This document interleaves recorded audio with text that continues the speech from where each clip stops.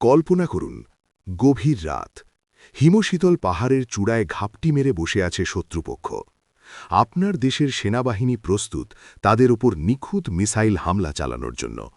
কিন্তু ঠিক সেই মুহূর্তে যে জিপিএস সিস্টেমের ওপর ভরসা করে মিসাইলটি এগোবে, সেই জিপিএস হঠাৎ কাজ করা বন্ধ করে দিল। আপনি নিজের দেশের মাটিতে দাঁড়িয়েও একেবারে অন্ধ হয়ে গেলেন। সর্বনাশ! যুদ্ধক্ষেত্রে এমনটা হলে তো পুরো দেশ বিপদে পড়ে যাবে। এটা কি কোনো হলিউড থ্রিলার সিনেমার গল্প, নাকি সত্যিই এমন কিছু ঘটার সম্ভাবনা আছে? এটা কোনো সিনেমার গল্প নয়।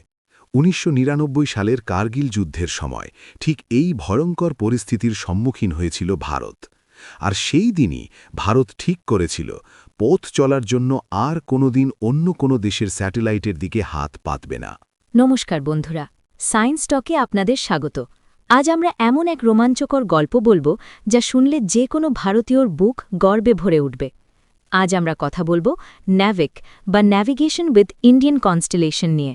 আজ আমরা জানব কিভাবে আমেরিকা আমাদের সাহায্য করতে অস্বীকার করার পর ভারত মহাশূন্যে নিজেদের স্যাটেলাইটের জাল বিছিয়ে তৈরি করল নিজস্ব জিপিএস।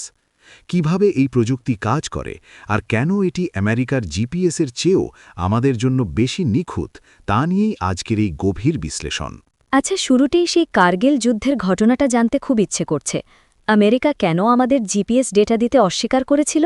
১৯৯৯ সালে কার্গিলে যখন পাকিস্তানি অনুপ্রবেশকারীরা উঁচু পাহাড়ে লুকিয়েছিল, ভারতীয় সেনাবাহিনীর তখন তাদের নিখুঁত অবস্থান জানার খুব প্রয়োজন ছিল। সেই সময় জিপিএস বা গ্লোবাল পজিশনিং সিস্টেমের সম্পূর্ণ নিয়ন্ত্রণ ছিল আমেরিকান সেনার হাতে। ভারত আমেরিকার কাছে সাহায্য চায়, কিন্তু আমেরিকা সেই ডেটা দিতে সরাসরি অস্বীকার করে। এটা তো চরম বিশ্বাসঘাতকতা। তার মানে অন্য দেশের প্রযুক্তির ওপর নির্ভর করাটা আমাদের জন্য বিশাল বড় একটা দুর্বলতা ছিল। একদম ঠিক। সেই দুর্বলতাকেই শক্তিতে পরিণত করার সিদ্ধান্ত নেয় ইসরো। তারা তৈরি করে IRNSS প্রজেক্ট, যার বর্তমান নাম দেওয়া হয়েছে ন্যাভিক বা ন্যাভিগেশন উইথ ইন্ডিয়ান কনস্টেলেশন। কিন্তু একটা কথা বলুন, আমেরিকার জিপিএস সিস্টেমে তো প্রায় ৩১টি স্যাটেলাইট পুরো পৃথিবীকে ঘিরে ঘুরছে। ভারতের ন্যাভিক সিস্টেমে স্যাটেলাইট কটি? এখানেই ইসরোর বুদ্ধিমত্তার পরিচয়। আমেরিকার জিপিএস হল গ্লোবাল, মানে পুরো পৃথিবীর জন্য, কিন্তু ভারতের দরকার ছিল শুধু নিজের দেশ এবং তার আশেপাশের এলাকার উপর নজর রাখা। তাই ন্যাভিকে ব্যবহার করা হয়েছে মাত্র ৭টি, বর্তমানে আরও বাড়ানো হচ্ছে। মাত্র ৭টি স্যাটেলাইট দিয়ে কাজ হয়?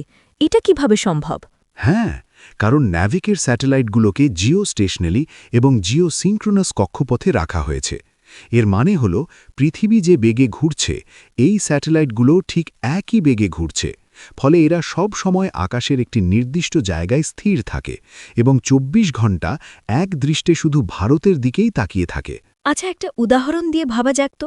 আমেরিকার জিপিএস যেন পুলিশের পেট্রোলিং ভ্যান, যারা পুরো শহর ঘুরে বেড়ায়, তাই এক জায়গায় বেশিক্ষণ নজর দিতে পারে না। আর আমাদের ন্যাভিক হল আমাদের বাড়ির ছাদে লাগানো সিসিটিভি ক্যামেরা, যার চোখ সব সময় শুধু আমাদের বাড়ির দিকেই থাকে। অসাধারণ একটি রূপক ব্যবহার করেছেন। ঠিক তাই, ন্যাভিকের কাভারেজ এরিয়া হল সম্পূর্ণ ভারত এবং তার সীমানা থেকে আরও প্রায় ১৫০০ কিলোমিটার পর্যন্ত। কিন্তু ন্যাভিক কি আমেরিকার জিপিএসের চেয়ে বেশি নিখুঁত? অনেক ক্ষেত্রে হ্যাঁ। আমেরিকার সাধারণ জিপিএস একটি মাত্র ফ্রিকোয়েন্সি বা এল ব্যান্ড ব্যবহার করে, কিন্তু আমাদের ন্যাভিক ডুয়েল ফ্রিকোয়েন্সি এস ব্যান্ড এবং L5 ব্যান্ড ব্যবহার করে।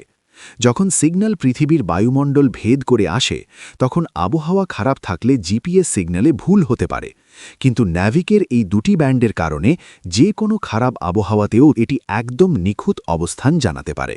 সত্যি বলতে ইসরোর এই প্রযুক্তি অবাক করার মতো।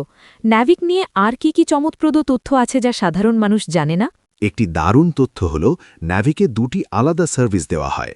একটি হল স্ট্যান্ডার্ড পজিশনিং সার্ভিস, যা আপনার আমার মতো সাধারণ মানুষের জন্য, আর অন্যটি হল রিস্ট্রিক্টেড সার্ভিস, যা সম্পূর্ণ এনক্রিপ্টেড এবং কেবলমাত্র ভারতীয় সেনাবাহিনীর জন্য।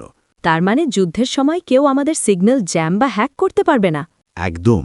আর আরেকটা অবাক করা তথ্য হল এর ভেতরের ঘড়ি। স্যাটেলাইটের মাধ্যমে নিখুঁত লোকেশন বের করার জন্য টাইমিং খুব জরুরি। এর জন্য ন্যাভিকের স্যাটেলাইটগুলোতে রুবিডিয়াম অ্যাটমিক ক্লক ব্যবহার করা হয়েছে। এই ঘড়িগুলো এতই নিখুঁত যে কয়েক লক্ষ বছরেও এরা ১ সেকেন্ড ভুল করে না। এই ন্যাভিক সিস্টেম ভবিষ্যতে আমাদের সাধারণ মানুষের জীবনে কীরকম পরিবর্তন আনবে? এটা কি শুধু স্মার্টফোনের ম্যাপ দেখার জন্যই? মোটেও নয়, এর পরিধি অনেক বিশাল। ধরুন গভীর সমুদ্রের জলে মাছ ধরতে যাওয়া কোনো মৎস্যজীবীর কথা। যখন কোনো সাইক্লোন বা সামুদ্রিক ঝড় আসে তখন মোবাইল নেটওয়ার্ক কাজ করে না। ন্যাভিকের মাধ্যমে সেই মৎস্যজীবীদের কাছে সরাসরি বিপদের সংকেত পাঠানো যায়। এমনকি তারা যদি ভুল করে আন্তর্জাতিক সীমানা পেরিয়ে যায়, ন্যাভিক তাদের সতর্ক করে দেয়। এছাড়া বাণিজ্যিক গাড়ি ট্র্যাকিং, রেলের সিগন্যালিং এবং যে কোনো প্রাকৃতিক বিপর্যয়ে দুর্গতদের উদ্ধার করতে ন্যাভিক এক যুগান্তকারী ভূমিকা পালন করছে। ধীরে ধীরে সব স্মার্টফোন কোম্পানি তাদের ফোনে ন্যাভিক চিপ সাপোর্ট যুক্ত করছে। কার্গিল যুদ্ধের সেই অন্ধকার দিনটি আমাদের একটি বড় শিক্ষা দিয়েছিল। প্রযুক্তির জগতে পরনির্ভরশীলতা মানেই পরাধীনতা। আমেরিকা যেদিন আমাদের সাহায্য করতে অস্বীকার করেছিল, সেদিন হয়তো তারা ভাবতেও পারেনি যে ভারত একদিন মহাশূন্যে নিজেদের পথ নিজেরাই তৈরি করে নেবে। ঠিক বলেছেন, ন্যাভিক শুধু একটি প্রযুক্তি নয়, এটি ভারতের প্রযুক্তিগত সার্বভৌমিত্ব বা টেকনোলজিক্যাল সভারেনিটির প্রতীক। ভারত প্রমাণ করেছে, যখন পথ চেনা না থাকে তখন আমরা শুধু পথ খুঁজি না, আকাশেও নতুন রাস্তা তৈরি করে নিই। আপনাদের কি মনে হয়, খুব শিগগিরই কি আমরা গুগল ম্যাপসে আমেরিকার জিপিএসের বদলে পুরোপুরি আমাদের নিজস্ব ন্যাভিক ব্যবহার করতে শুরু করব? আপনাদের মতামত আমাদের কমেন্ট বক্সে অবশ্যই জানাবেন। মহাশূন্যের রহস্য এবং সায়েন্সের এমন আরও চমৎপ্রদ গল্পের জন্য সায়েন্স টক চ্যানেলটি সাবস্ক্রাইব করতে ভুলবেন না। আজ এই পর্যন্তই।